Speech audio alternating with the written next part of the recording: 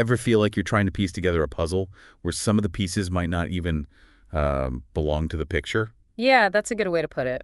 That's how it can feel when you're trying to really understand something complex. But what if you had a way to check if the pieces actually fit, and if the picture you're forming is, the right one? Exactly. Today, we're handing you the keys to doing just that. We are. We're going to take a close look at something that underpins all solid research, really, no matter what field you're interested in. Right. Think of it as the foundation beneath any reliable information. We're talking about validity and reliability. Validity and reliability. Okay, they might sound a bit academic, maybe dusty terms from a textbook, Maybe a little. but they're really about being a savvy information consumer. It's about making sure you're asking the right questions, getting information you can trust, and importantly, using it in a way that actually makes sense. Yeah, knowing what's what. Consider this your shortcut to knowing what's what. We've got some insights from a document called 005 researchmethods.pdf to help us navigate this. And our goal today is pretty straightforward. We want to break down these core ideas, validity and reliability, and show you why they're absolutely essential. Essential for reaching conclusions you can actually rely on. So it's not just about having data. No, not at all. It's about truly understanding what that data tells you, or maybe what it doesn't tell you. Okay, let's dive in then. Our source material starts by laying out the groundwork. Any research worth its salt needs to grapple with both validity and reliability. Now, validity, in simple terms, is about whether you're actually studying what you think you're studying. Right. Are you asking the right questions, getting the right information? And then using that information appropriately. That application part seems key too. Definitely. And reliability, that's your consistency check. If you used the same method again under the same conditions, would you get roughly the same result? Like stepping on a bathroom scale.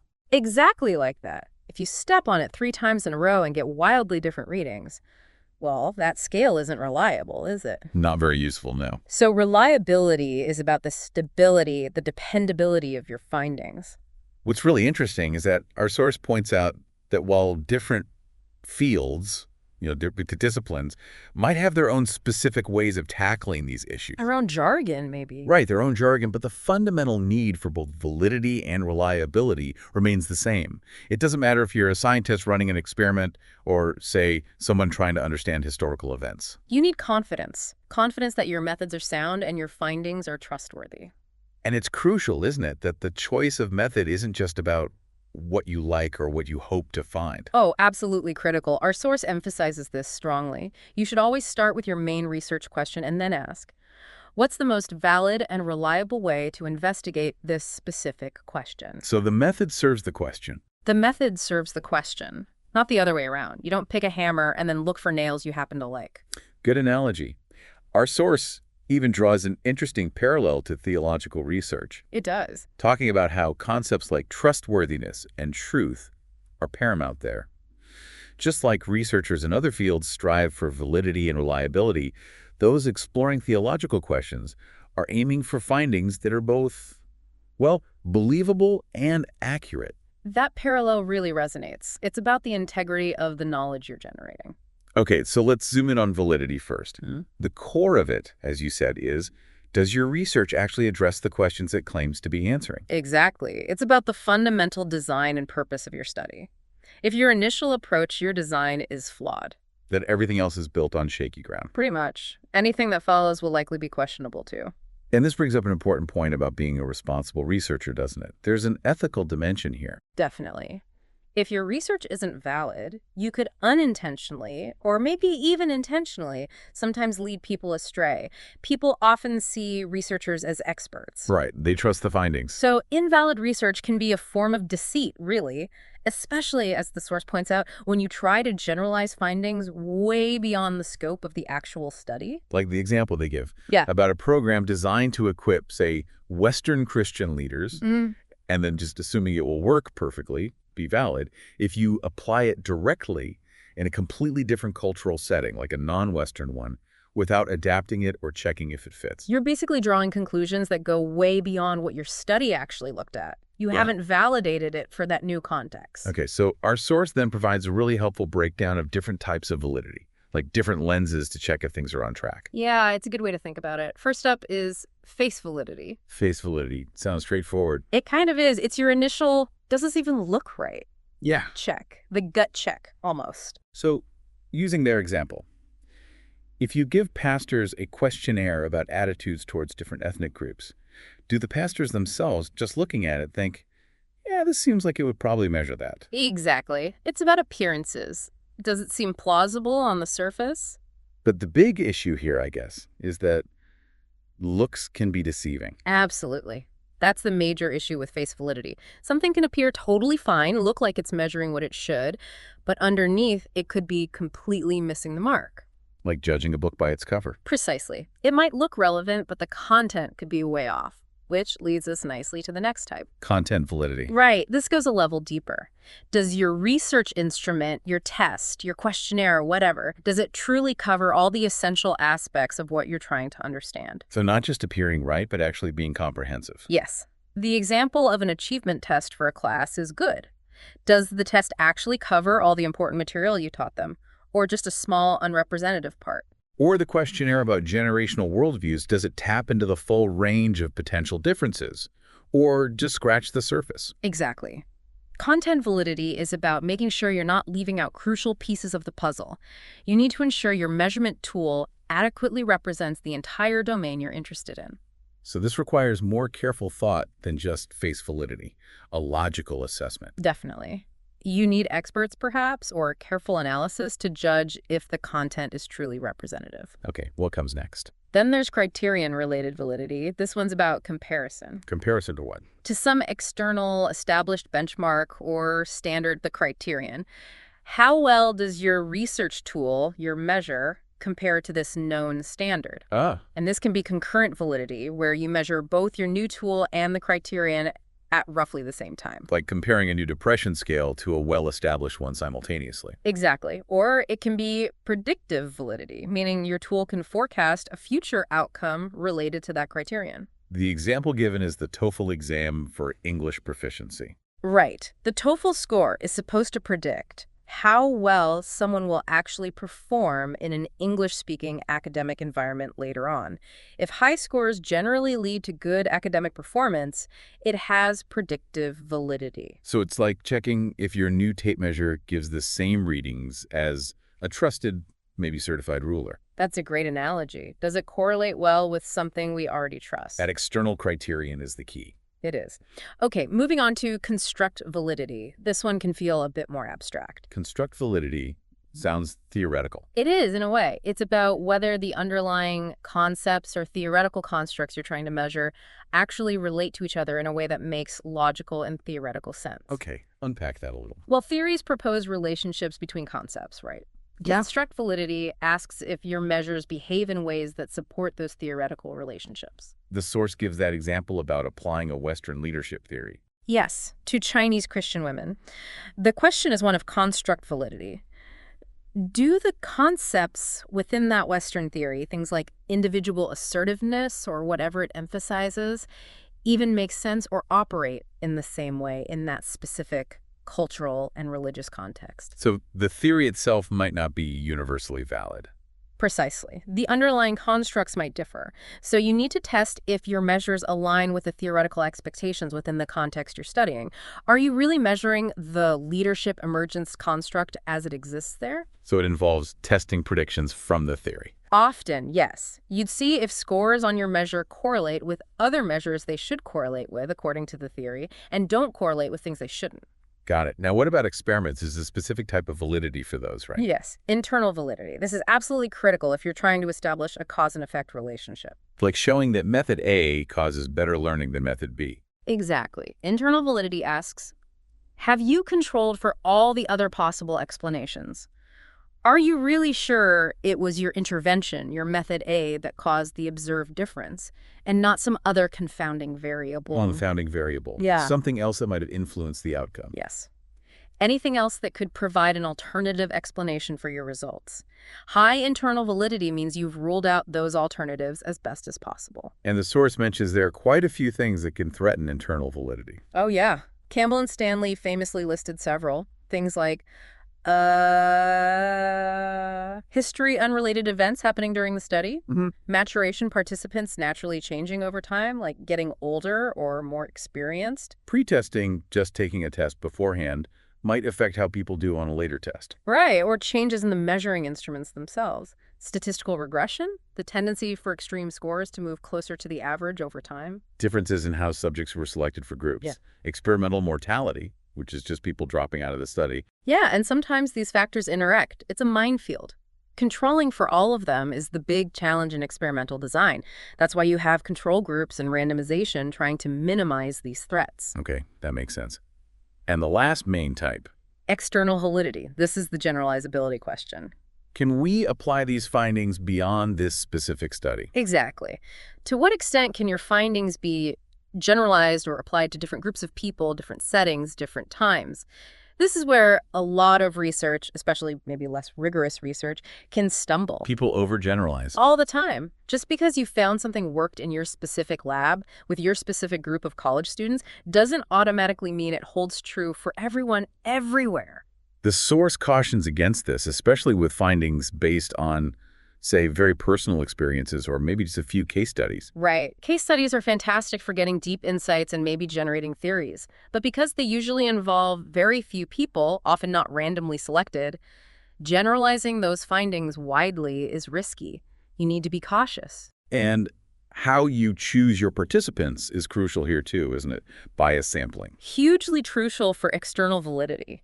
If your sample isn't representative of the larger population you want to talk about, your findings might not apply to them at all.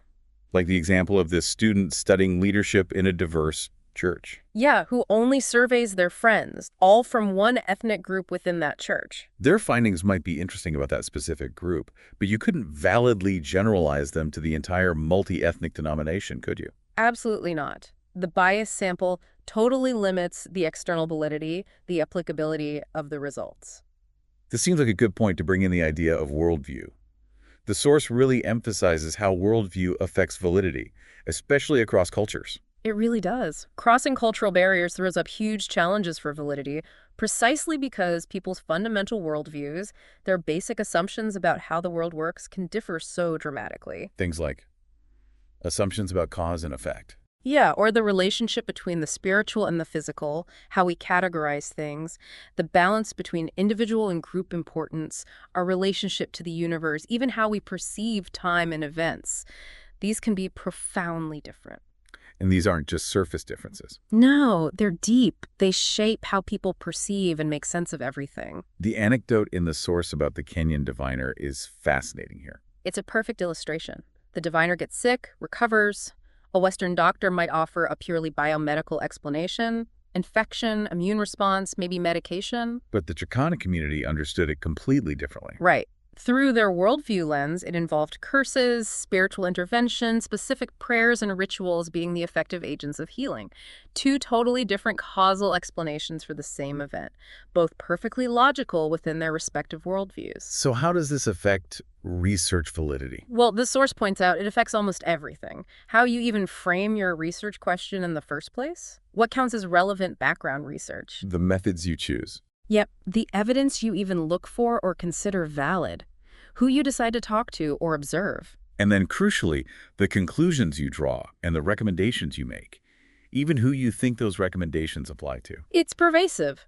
Worldview isn't just a minor factor. It shapes the entire research process. So the implication is that for complex situations, especially cross-cultural ones, maybe one single research method isn't enough. Often, yes. The source highlights this. You might need multiple methods, maybe drawing from different disciplines, to get a fuller picture, like the example of the doctor needing to combine their medical knowledge with, say, anthropological insights into local beliefs, and maybe even theological perspectives, to truly understand and address a health issue in that community. A holistic approach. Exactly. And when you do this kind of multidisciplinary research, the goal isn't contradictory findings. Valid conclusions from different angles should ideally complement each other. They should provide a richer, more layered understanding. Right. And sometimes those complementary findings can really challenge our own worldview, our own ingrained assumptions about how things work, which is a good thing. Okay, that's a lot on validity. Let's switch gears now to reliability. We touched on it, consistency, right? Right. Consistency, stability, dependability. The basic question is, if you use the same research instrument or method again and again on the same thing, under the same conditions, would you get pretty much the same result each time? Like the scale giving the same weight each time, even if it's the wrong weight. Exactly. Or think about measuring something with, say, a rubber ruler. Your measurements would be all over the place, unreliable. And the source makes a really critical point here. Yeah. Reliability is actually a subset of validity. Yes, this is fundamental. Unreliable research simply cannot be valid. Why is that?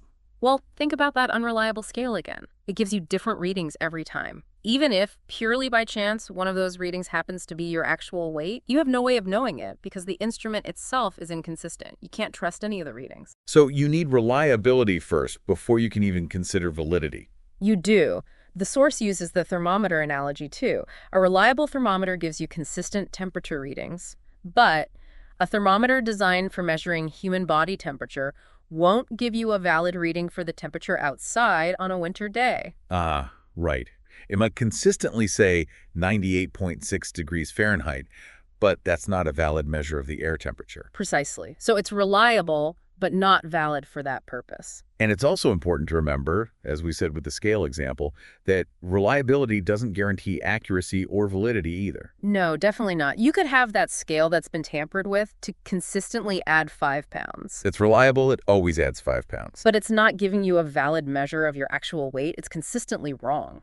Okay. So what makes measurements unreliable? What are the threats? The source mentions 2 main types of errors: random errors and constant errors. Random errors, unpredictable.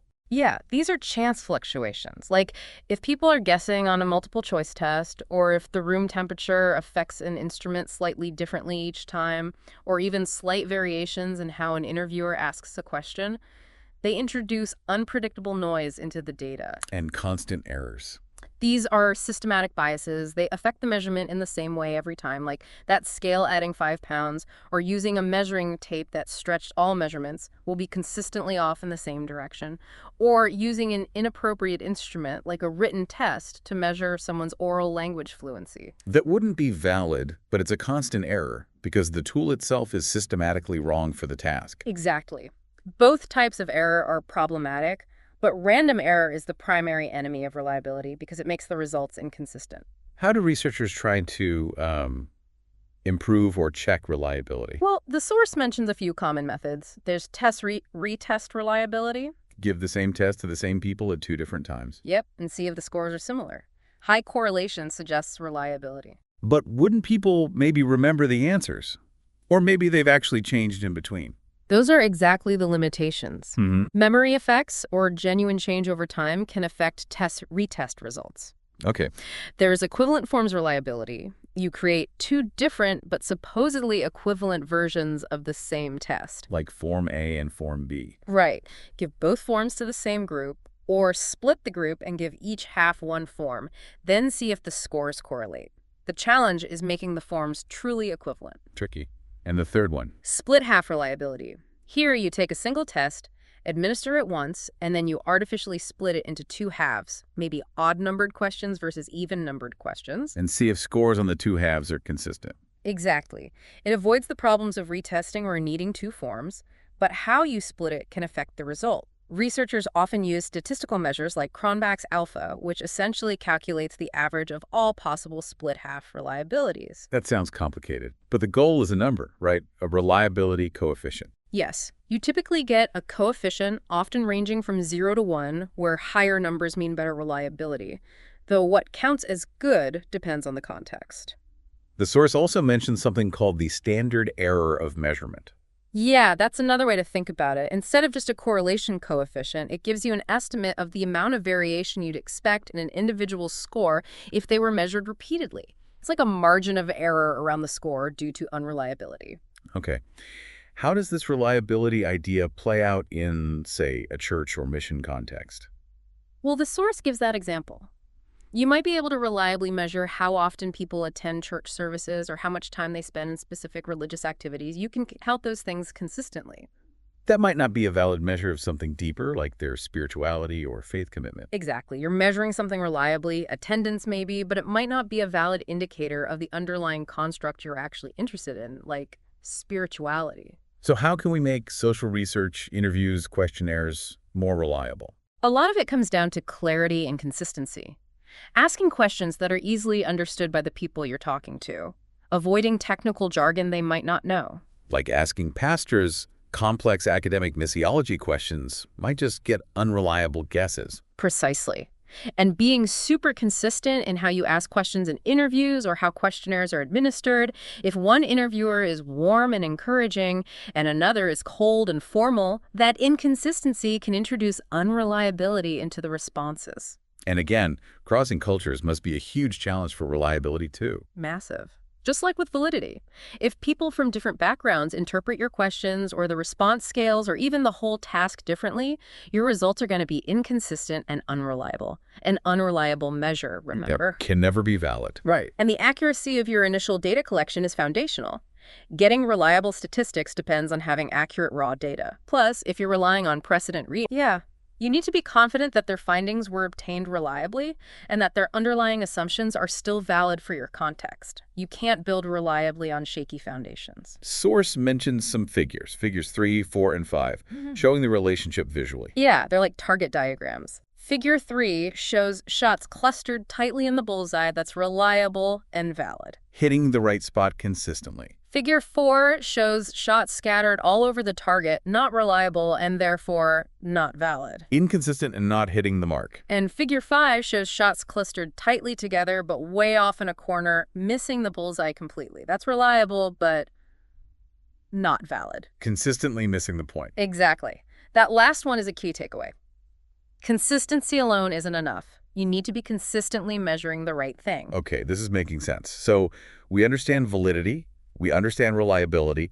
How do you actually choose the right methods to achieve both? Well, that's the next big step in research design. Our source explains that once you've really clarified your research problem and the specific questions you're asking. Your foundation. Yes. You might find that several different methods could potentially work. Maybe a survey, maybe interviews, maybe looking at documents. But they aren't all created equal. Not at all. They won't all be equally rigorous, meaning equally likely to produce valid and reliable results. And crucially, not all methods will be suitable for your specific skills, the resources you have like time and money, and the particular context you're working in. So it's a balancing act between the ideal method and what's actually doable. It's absolutely a balancing act. You need to weigh the ideal level of rigor against practical constraints. What kind of questions should a researcher be asking themselves at this stage? The source lists quite a few important ones, like, is the main goal to develop a new theory, or are you trying to test an existing one? That often points towards different kinds of methods. Okay, what else? Is the research primarily for decision-making? Yeah. And if so, are the values or criteria for making that decision already established? That might suggest evaluative research. What kind of information do you actually need? Numbers, stories, observations? Exactly. Quantitative data, qualitative data, both. Do you need specific criteria to judge something against? Are you working in just one cultural setting or multiple, which adds complexity? I know practical stuff. Yeah, what resources do you realistically have? Time, money, access, people. And what about your own skills and commitment?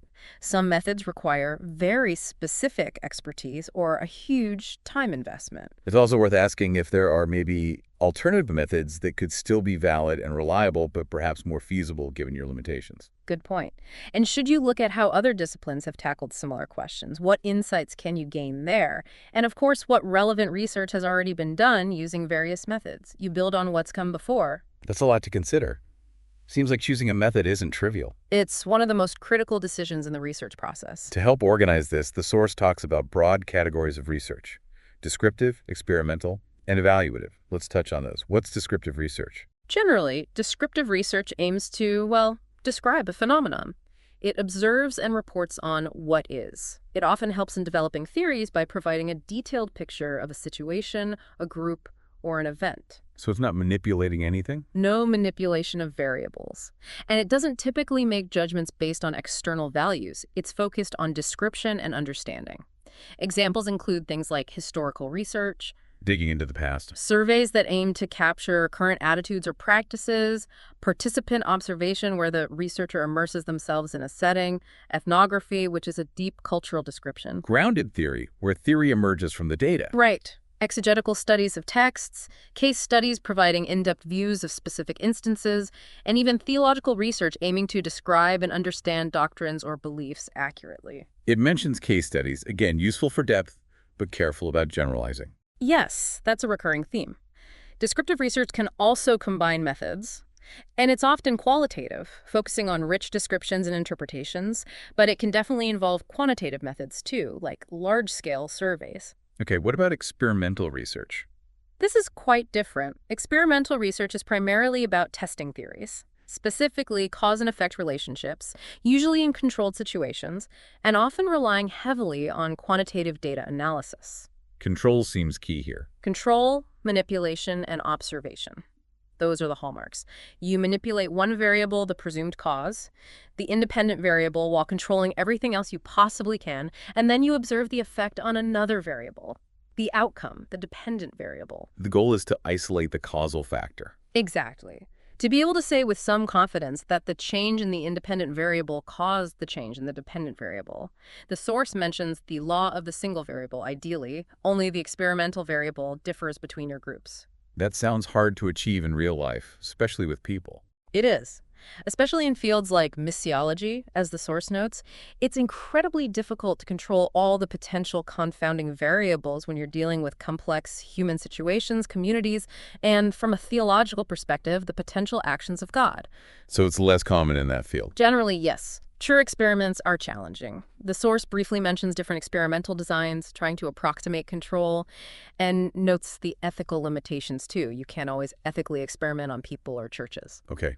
And the third category, evaluative research. Right. Evaluative research isn't so much a unique methodology as it is a unique purpose. Its goal is to provide value-based information to help people make decisions. So it uses other methods. Yes, it applies descriptive or experimental approaches, but within a framework of pre-established values or criteria.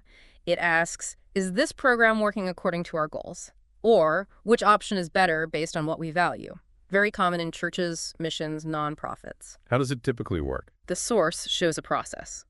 First, you describe the situation or program. Then you clarify the values or standards you'll use to judge it. These come from outside the study itself, maybe from stakeholders or organizational goals. Then you measure the relevant outcomes. Right. Then you assess those measurements against the established values or criteria. Finally, you make an evaluation, a judgment about the worth or effectiveness based on that assessment, which then feeds back into decisions. It's often cyclical. Key is that the values driving the judgment are set beforehand. Crucial. The research provides the data. The values provide the basis for judgment. Got it. So regardless of which type of research you do, descriptive, experimental, evaluative, there are some core concerns about the methods section itself, right? Absolutely. The source boils it down to 3 primary methodological concerns: data collection, data analysis, and acknowledging the study's limitations. Let's start with data collection. A valid study rests entirely on reliable data collection. You need to gather the right data using appropriate and reliable methods, whether that's observation, testing, questionnaires, interviews, digging into archives, or running experiments. If your data collection is flawed, everything else is compromised. The source mentions reactive versus non-reactive measures. Yeah, that's a useful distinction. Reactive measures are those where people know they're being studied and their behavior might change because of it. Think questionnaires, interviews, maybe even participant observation where your presence is known. And non-reactive. Those are measures where your act of collecting data doesn't influence what you're measuring, like looking at existing records, library checkouts, website analytics, or observing people unobtrusively where they don't know they're being watched. Ethically, of course. Using both can be Yeah, good. often, yes. If reactive and non-reactive measures point to similar conclusions, it strengthens your confidence in the findings. It's a form of validation. Okay, second concern, data analysis. This is absolutely essential. You can collect great data, but if you analyze it incorrectly or inappropriately, your conclusions will be flawed. Analysis requires rigor. An ethical interpretation. Definitely. Your analysis methods need to fit the type of data you collected, quantitative versus qualitative, and how you collected it. The source stresses something really important. Think about your analysis plan early in the research design process. Not just as an afterthought once you have the data. No. You need to know if you have the skills, the software, the time, the resources to actually do the analysis you plan. And if you're using multiple methods, you need a plan for how you'll integrate the analysis and findings from each. Makes sense. And the third concern, limitations. Right. No study is perfect. Every study has limitations, potential weaknesses, or factors that could pose risks to the validity and reliability of the findings, or limit how far you can generalize them. So researchers should expect limitations. Yes, and they have an ethical responsibility to think about them upfront, acknowledge potential limitations in their proposal, and then honestly report the actual limitations they encountered in their final report. And the conclusions should reflect these. Absolutely. Your conclusions and recommendations should always be made with those limitations clearly in mind. Don't overstate your findings beyond what the study can realistically support. The source distinguishes limitations from delimitations. Yes. Delimitations are the boundaries you set for your study, what you consciously chose to include or exclude, like focusing only on one age group or one geographical area. Limitations are potential weaknesses in the study's design or execution that might affect the results. Like the example of questionnaire non-response. Exactly. If a large percentage of people don't return your survey, that's a limitation, because the people who did respond might be different from those who didn't, potentially biasing your results and limiting generalizability. Good research acknowledges this and might try to assess the potential impact. Finally, the source wraps up by connecting the methods section to all the other parts of a research plan. Yeah, using Table 6 as a guide. It shows how your methods are deeply intertwined with everything else. The background problem, the study's purpose and goals, the central research issue, and specific questions. Your delimitations, assumptions, definitions. Even the review of previous research informs your method choice, and your methods in turn determine what kind of findings, conclusions, and recommendations you can logically produce. It's all interconnected. An iterative process, really. Very much so. You often circle back and refine different parts as your understanding deepens. So to kind of bring this all together then, understanding validity and reliability isn't just some academic exercise. Not at all. It's a really practical, vital skill for anyone who wants to be a discerning consumer of information, whether it's news, scientific reports, workplace data, or even theological arguments. It helps you make well-founded decisions. It does. It equips you to critically evaluate the information you encounter every day, to ask good questions about where it came from, how it was generated, and how much confidence you should place in it. By grasping these concepts, validity, reliability, the different types, the potential pitfalls, you're really arming yourself, aren't you? You are. You become a more informed, more critical thinker, better equipped to assess the trustworthiness and the relevance of the claims and data that constantly bombard us. So maybe a final thought for our listeners to mull over. Yeah. Now that you've taken this deep dive with us into the weeds of validity and reliability, what kind of questions will you start asking when you encounter new information or research findings or even just a strong opinion presented as fact? That's a good one. How might really understanding validity and reliability change the way you approach learning about something new or evaluating arguments you hear? Definitely something to ponder. Food for thought. Thanks for taking this deep dive with us today.